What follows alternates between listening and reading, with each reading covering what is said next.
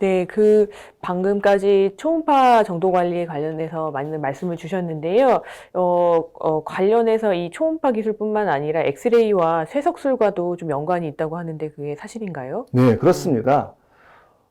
제가 이번에 그 진료 지원 인력 그 카테고리를 보고 엑스레이가 포함된 것에 대해서 깜짝 놀랐습니다.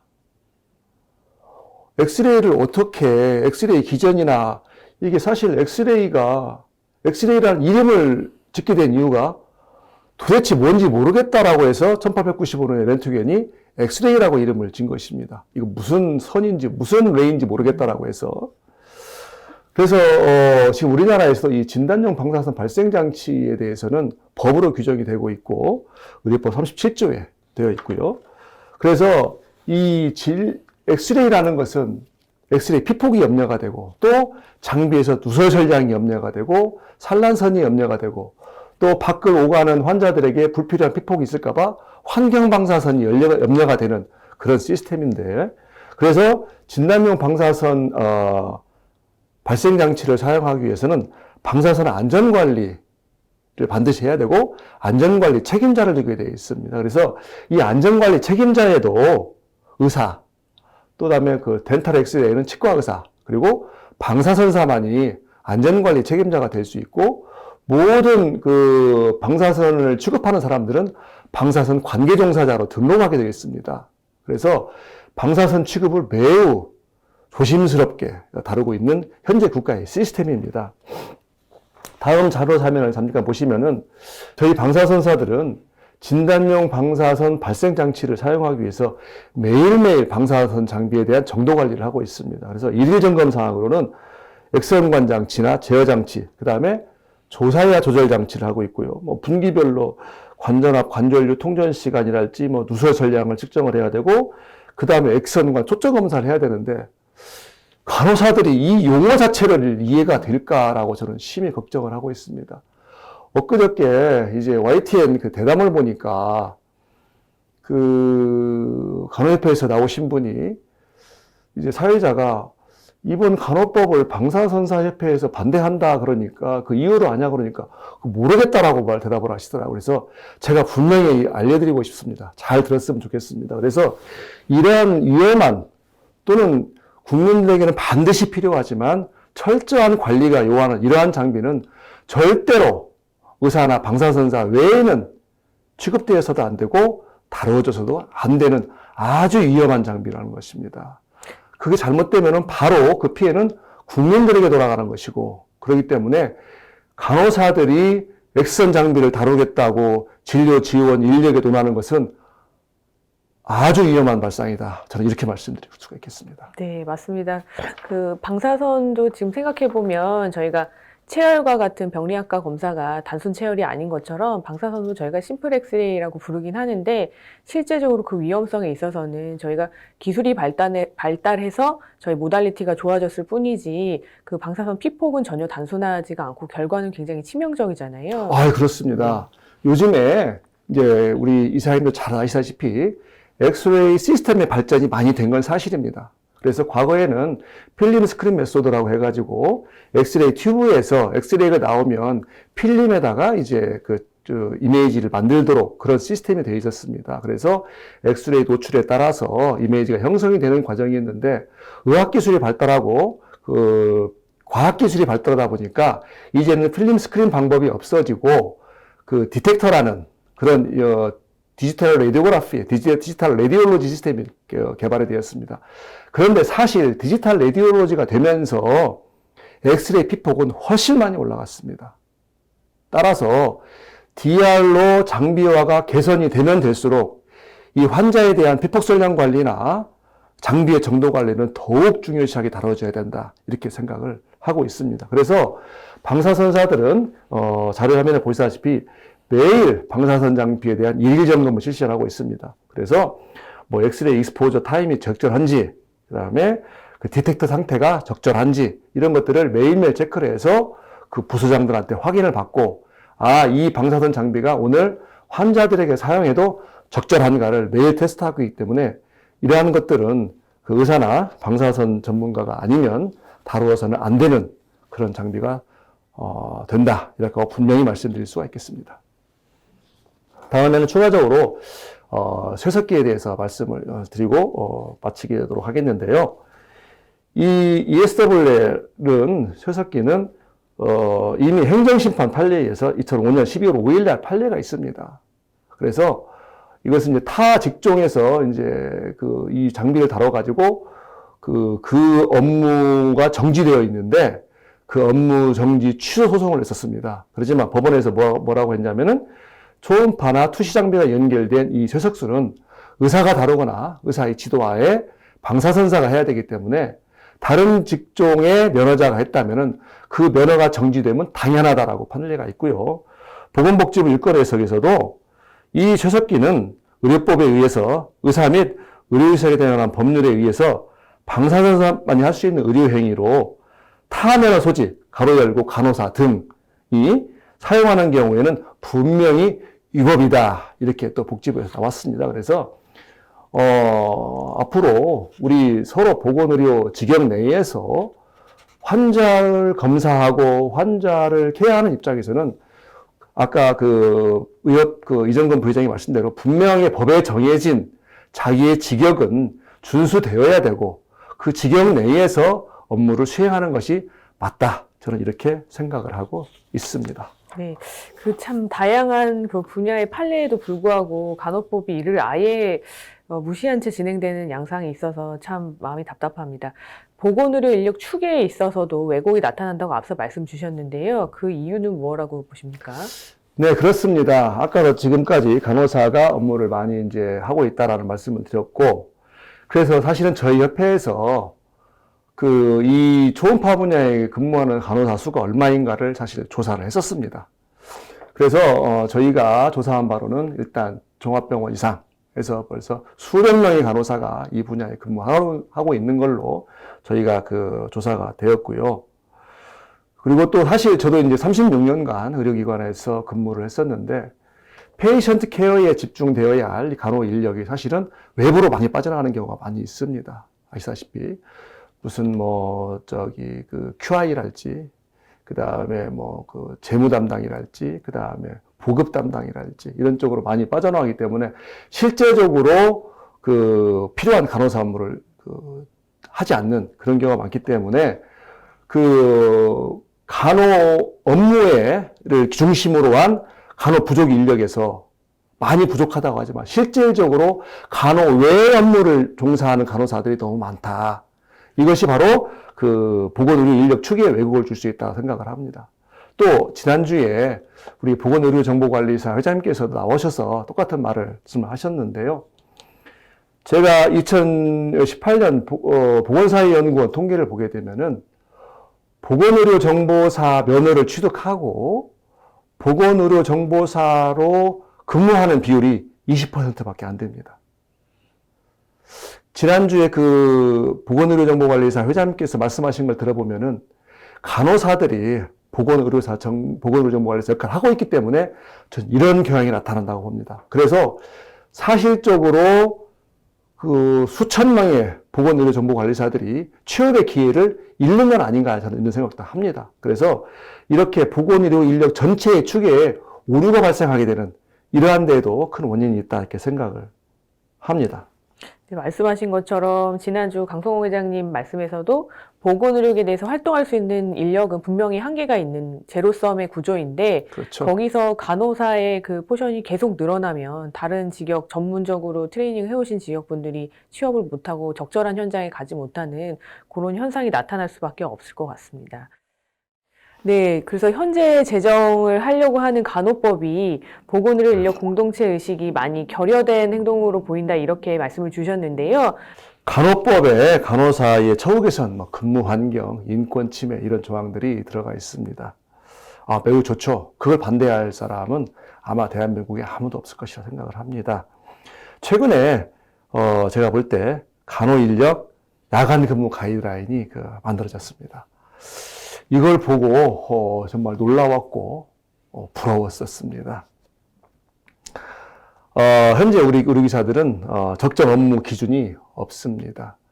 의료법에 보면은 간호사는 환자 몇 명당 그래서 인페이션트 몇 명, 아웃페이션트 몇 명당 간호사가 있어야 되고 또 간호 등급제가 구성이 되어 있기 때문에 충분한 간호사를 공급받을 수 있는 그런 여력이 있는데 의료법 시행 규칙에 보면은 의료기사는 필요한 수의 의료기사를 두게 되어 있습니다. 그러다 보니까 아무래도 훨씬 더 열악한 환경이 되고 있고요.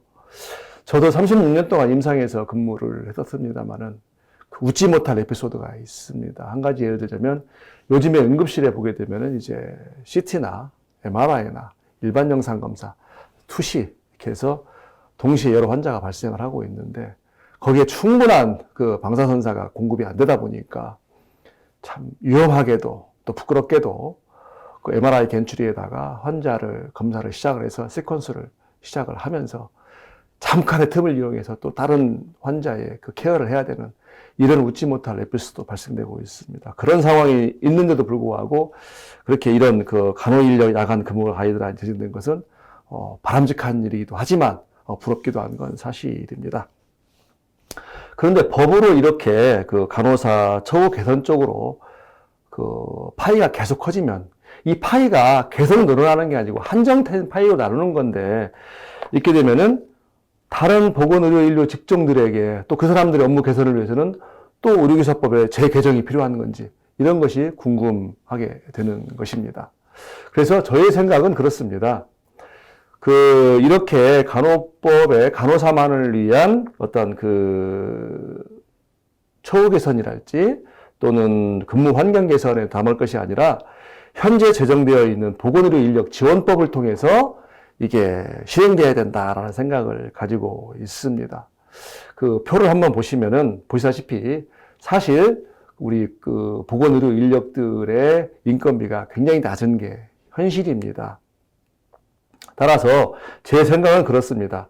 이렇게 그 표처럼 열악한 보건의료인들의 처우 개선을 위해서는 현행 건강보험 상대가치 수가에서 의료 인력 인건비를 별도로 산정하고 이를 근거로 의료 인력에 대한 적정 임금이 보장될 수 있는 기반이 마련돼야 된다는 생각을 가지고 있습니다. 또한 의사들도 적정 수가로 의사 또는 병원 사용자들에 대한 입장도 반영이 돼야만 되고 그래서 전체 보건의료 직종이 모두 동의할 수 있도록 보건의료 인력 비용을 수가 연동하는 제도를 도입해야 된다. 사실 이게 지난 대선에서도 언급이 되었던 건 사실입니다. 저는 그러기 위해서는 보건의료 인력 관리의 그 수급 관리랄지 또 보건의료 인력의 근무 환경 개선 또는 보건의료 인력 지원을 목적으로 하는 보건의료 인력 지원법에서 충분히 논의가 돼서 아까 말씀드린 것처럼 모든 직종이 동의할 수 있는 그런 제도가 나와야 된다는 생각을 하고요. 지금 이런 보건의료 인력 지원법을 지원하기 위해서 보건의료 단체 협의회가 구성이 되어 있는데 안타깝게도 여기에 그 의협이나 병협이 참석을 하지 않고 있습니다. 사실 의협이 사용자 입장에도 두고 있지 않습니까?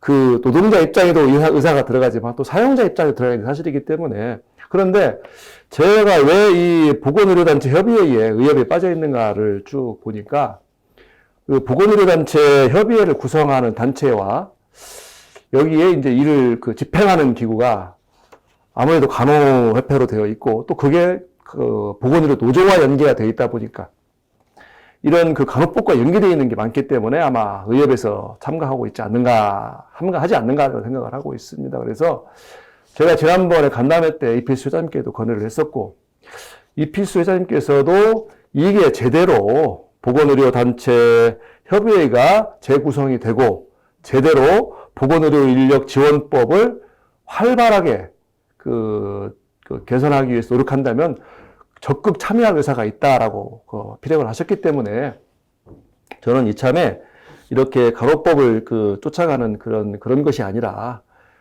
좀 더 객관적인 시간으로 좀 더 한 발을 물러서서 보건의료 인력 전체가 동의할 수 있는 보건의료 단체 협의회가 구성되기를 진심으로 바라고 있습니다. 그래서 이러한 것들이 제대로 작동을 한다면 꼭 굳이 간호법에 이런 걸 명시하지 않아도 모든 직종이 만족하고 동의할 수 있는 보건의료 인력 지원법 실행이 되기를 간절히 바라고 있습니다. 네, 말씀하신 것처럼 보건의료인력단체라고 하고 또 보건의료인력노조라고 하는데 거기에 이제 일각에서는 한 70% 가까이 간호사가 포함되어 있기 때문에 실제적으로는 간호사의 입장만 대변하는 기구가 돼버린 거 아닌가 하는 그 문제의식이 참 의료계에 많이 있습니다. 네네. 그래서 저희 이제 보건의료 노조는 반드시 필요하지요. 그리고 보건의료 노조가 간호사로 주로 이루어 있지만 모든 직종을 포함하고 있기 때문에 이 보건의료 노조라는 것이 어느 특정 직역을 대변하는 것은 좀 위험하다라는 생각을 저도 가지고 있습니다. 거기에는 병원에는 간호사뿐이 아니고 방사선사, 간호조무사, 그다음에 임상병리사, 의무기록사, 영양사, 또 그 환자 이송을 담당하시는 선생님들, 그다음에 뭐 행정 여러 분야가 있기 때문에 그분들의 공통적인 관심사를 가지고 노조가 다루는 게 어떨까 이런 생각을 저도 개인적으로 가지고 있습니다. 네, 말씀하신 공동체의식이 그거에 해당할 것 같습니다. 그렇다면은 대한방사선사협회에서 이 간호법 제정과 관련해서 방사선사 입장에서 제도 개선을 한다면 어떤 대안을 주실 수 있을까요? 네, 그래서 저희도 이런 어떤 그 현재 현행법 내에서 계속적으로 업무 범위 어떤 그런 거에 대해서 간호사하고 계속적으로 다툴 수는 없는 일이고, 그래서 저희가 이제 저희 협회 내부적으로 법률 검토를 해봤고, 그래서 저희가 의료법 개정안을 하나 준비를 했었습니다. 그래서 이것이 제가 이제 개정안 법률을 만들어서 이 법에 관심을 가지고 있는 그 개원이 계셔가지고 지금 발의를 해볼 생각을 가지고 있는데요. 저희 협회의 의견은 뭐냐면은 지금 간호사들이 의사의 지도하에 실시하는 진료의 보조와 의료기사들이 의사의 지도하에 실시하는 진료 및 의학적 검사가 자칫 충돌 가능성이 사실은 있습니다. 그래서 물론 의료기사법에 분명히 의료기사가 아니면 안 된다고 되어 있지만, 그래서 의료법 개정안을 저희가 낸다면 그 간호사의 그 업무 범위에 간호사는 그 다음 강목의 업무를 한다라고 될 때 그 나항에 보면은 의사, 치과의사, 한의사의 지도하에 시행하는 진료의 보조에다가 추가적으로 다만 의료기사에 관한 법률에 의해 의사 또는 치과의사의 지도에 따라 시행하는 진료는 제외한다라는 문구를 의료법에 넣어주면 이제 간호사와 의료기사 업무는 그 법에 정해진 대로 규정되어서 실시될 수 있지 않을까 생각을 해서 저는 방사선사 협회장으로서 이 의료법 개정안을 국회에다가 이미 보냈고 발의가 될 수 있도록 노력을 해볼 생각입니다. 네, 이외에도 간호법의 문제에 대해서 또 추가로 하실 말씀이 있으실까요? 네네.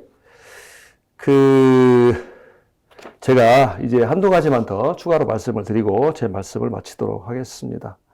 첫째로 저는 이 간호법이 아까도 말씀드렸지만은 방사선사 외에도 의료기사 영역, 또 임상병리사나 보건의료정보관리사 등하도 업무 범위 때문에 굉장히 마찰될 가능성이 많다라고 생각을 합니다. 거듭 말씀드리지만 이런 직역 간의 업무 영역은 고수되는 것이 맞다 생각을 하고요. 둘째로 제가 그 짧은 법 상식으로 한 가지 의문이 나는 게 있었습니다. 간호법이 제정이 되었는데 그 간호법 부칙에 보게 되면요. 이제 이 간호법이 제정이 됨으로써 다른 법은 이렇게 고쳐야 된다라고 이게 뭐라고 되어 있냐면은 의료법 상의 의료법 2조에 의료인은 뭐뭐다 의사, 치과의사, 한의사, 조산사, 간호사 되어 있는데 거기를 간호법상의 간호사라고 친다 이렇게 되어 있습니다. 저는 한 가지 의구심이 드는 것이 약사 역시 굉장히 의료 전문가죠. 그죠? 의사, 치과의사, 한의사 못지않게 전문가입니다. 약업의 전문가인데 거기는 약사법으로 되어 있기 때문에 의료인에 포함이 안 되어 있는데, 그래서 간호사들도 간호법으로 인디펜던트하게 되면은 그랬는데도 불구하고 굳이 의료인으로 남아야 되는 이유가 뭘까?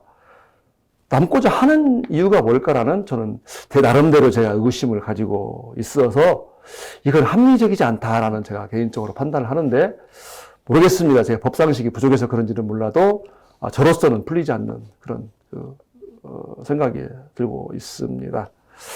저희 법조계에서 이 간호법의 그 제정 자체가 말씀하신 것처럼 의료법이 기존에 있는데 그 부가적으로 형성이 되기 때문에 법의 정합성이 깨진다 이렇게 그렇죠. 비판을 하시더라고요. 네, 그래서 이게 직무법인지 직업법인지도 모호하게 되고, 그래서 이런 점들은 반드시 짚고, 그리고 개선돼야 되지 않나, 이렇게 생각을 하고 있고요.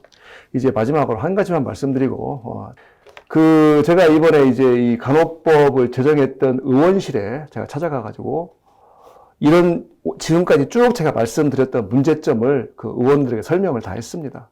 그래서 이런 간호법에 문제점이 있다라고 말씀을 드리면서 이런 말씀을 드렸어요.